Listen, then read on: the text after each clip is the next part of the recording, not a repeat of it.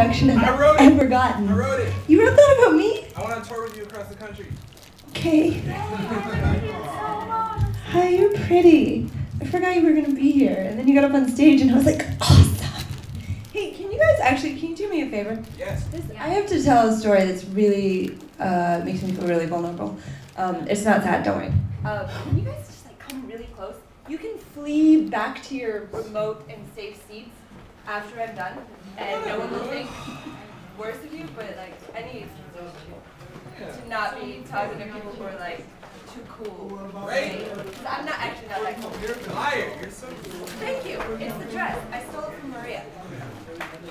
She has good taste. Oh, hey, I love you. Ever since Sunday night, I've been stunned and stoned and doped up because I held my godson. He's 12 days old and he weighs 10 pounds in my arms for the first time. And this is the first time I've had a child in my life and blew my fucking mind. And I was looking at this pudgy little baby, which probably looks like every other pudgy little baby, but looked adorable to me. And the only poem I had in my mind at the time was things to do for the apocalypse. I don't know why, because I just wrote it, I guess. It was totally inappropriate for the baby, but I was like, I just met you and I love you. Let me tell you a poem. So I had to edit it on the fly, because it's not really not entirely appropriate at all for a 10-day-old. But I'm going to tell you guys the parts that are not for babies also. I think it's more fun that way. Anyway. When the only instinct left is to run. When there is nowhere left to run. When your eyes are weary of searching for light. Learn to say your name as though it were a blessing. Forget your love for whiskey. Hard, I know. Skyline. Alley. This is not your city anymore. You won't wake up.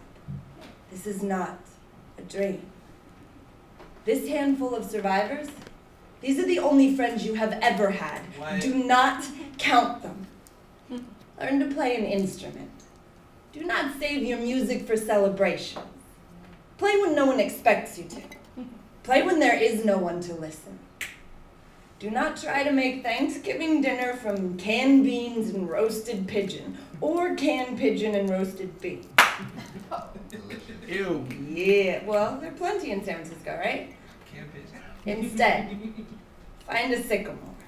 Standing naked in a drift of her own leaves, use one precious match to light them. Watch her skeleton turn black. Call this faith. Love the tree for how she dies.